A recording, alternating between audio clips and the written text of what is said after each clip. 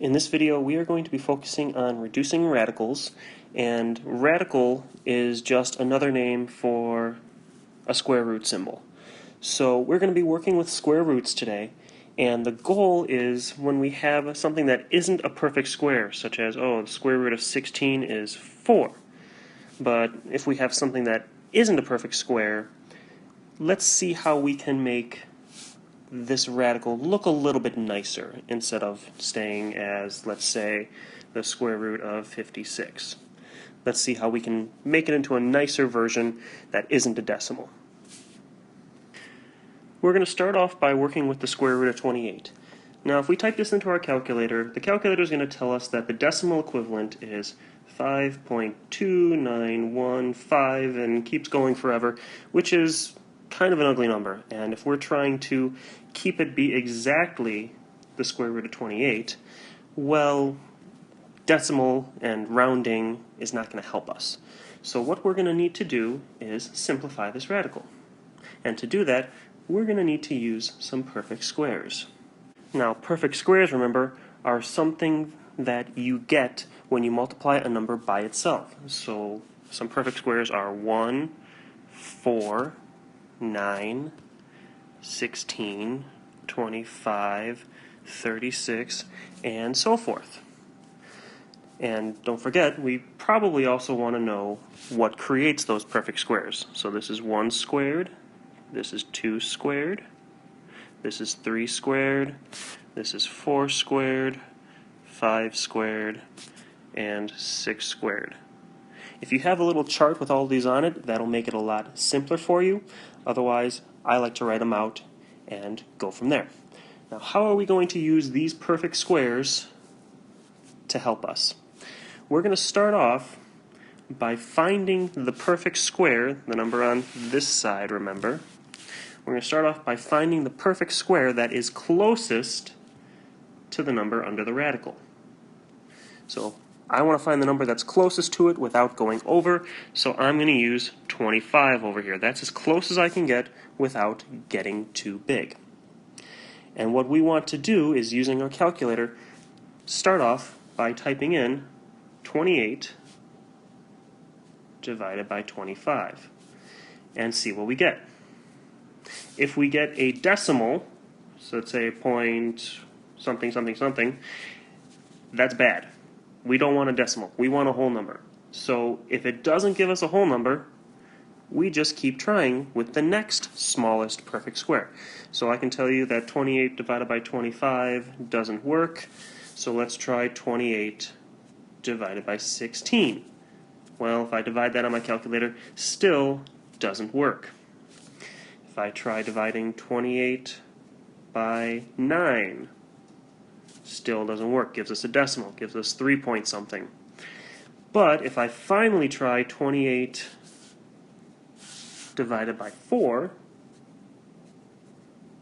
I'm going to get a whole number, and I'm going to get 7. And this is what I want. Now, what can I do with this? So now that I've got 28 divided by 4 equals 7, there's two ways you can think about this. First of all, you can think of the radical symbol, our square root, you can think of that as kind of like a jail, and we're splitting 28 into 4 times 7. We're using that perfect square that we found and the other number that we got when we divided. And if we're squaring, or taking the square root of both, well, we can take the square root of 4. Square root of 4 is 2. And since we can take its square root, it gets busted out of jail. So it can go on the outside of our radical. Now the 7 doesn't give us a perfect square. It just gives us an ugly decimal. So we're going to keep 7 in jail. And we've successfully reduced our radical from the square root of 28 to 2 root 7. Now there's another way that some people do this, and that is using a tree method. So let me erase this over here, and let's see what it looks like with the tree method. When we're dealing with trees, I got the square root of 28 again. We're going to break this down into the square root of 4, which was our perfect square that we were able to divide by, and we're going to break it down into the square root of 7. Because the square root of 7 times the square root of 4 still gives us the square root of 28. Now, I've got a perfect square right here, just like before. The square root of 4 is 2. So this goes down here to become 2. Square root of 7 still is not a perfect square. So it just comes down as the square root of 7. And we get the same answer that way. So, that's the basics. Let's try another example. This time we'll do the square root of 75. Now, just like before, remember, we need to try to find a perfect square that we can divide 75 by. I've listed out my perfect squares over here, all the ones that we might need, but if you have a perfect square chart that you can use, that would probably be better than writing them all out at once. Now, we want to find the one that is closest to 75, but not bigger. So if I look through these are all pretty small until we get to 64. That's pretty close. And then the next one is 81, so that's too big. So we're going to start off with 64 down here, and we're going to use our calculator to start by dividing 75 by 64. So when we try 75 divided by 64, it's going to give us a decimal. That doesn't work. 7 squared equals 49. Sorry, that should look more like a 9. If you divide 75 by 49, still doesn't work. 36 doesn't work. But when we finally get down to 25, 75 divided by 25 equals 3. So now we've got a perfect square that we can divide 75 by. And depending on which method you want to use, whether it's just putting it in jail and taking it out, or the tree method, you can get your answer now. So if I'm using the jail method, I've got the square root of 75 becoming 25 times 3. 25 is a perfect square, so that becomes just 5 times the square root of 3. And if I'm using the tree method, square root of 75 here, it breaks down into the square root of 25 times the square root of 3. Square root of 25 is 5. Square root of 3 stays the square root of 3. And either way, you get the same answer. Now, at this point, you might be wondering, why do we need to find the biggest perfect square that is closest to our number under the radical? Why can't we start at 1 and work our way up?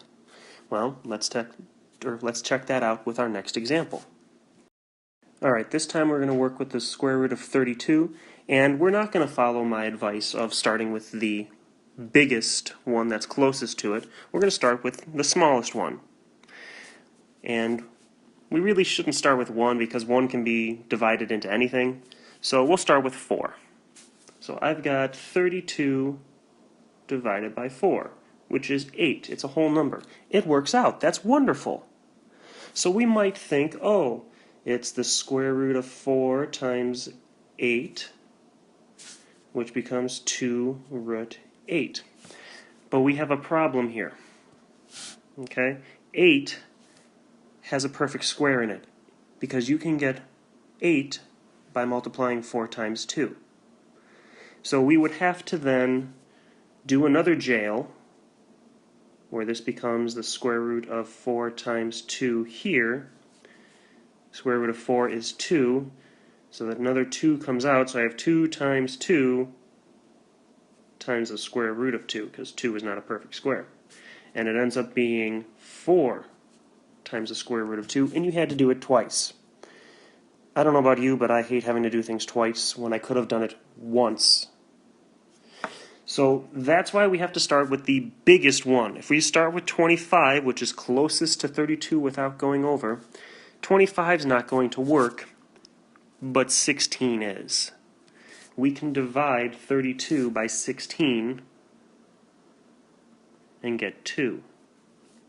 So if I have the square root of 32 and I draw my tree diagram, I get the square root of 16 times the square root of 2, which becomes 4 root 2. which is what we want. That is the simplest form. 2 root 8 is a simpler form, but it's not the simplest form. And for our final example, let's take a look at this number, the square root of 17. Now, I chose a small one purposefully because if I try dividing it by the closest perfect square, which would be 4 squared, which is 16, you're going to get a decimal. If I divide it by 3 squared, which is 9, you're going to get a decimal. 2 squared, which is 4, you're going to get a decimal. And the only thing you can divide it by is 1. And that happens sometimes. That just means that this radical is already in its simplest form. You cannot make it smaller. You cannot reduce it to a smaller version of itself. So, if you are going through all of your multiples and you get down to 1 and that's the only one that works, that's okay. It just means that there wasn't any perfect squares that we could divide out of our number under the radical. So there's reducing radicals using the jail method and the tree method. Good luck.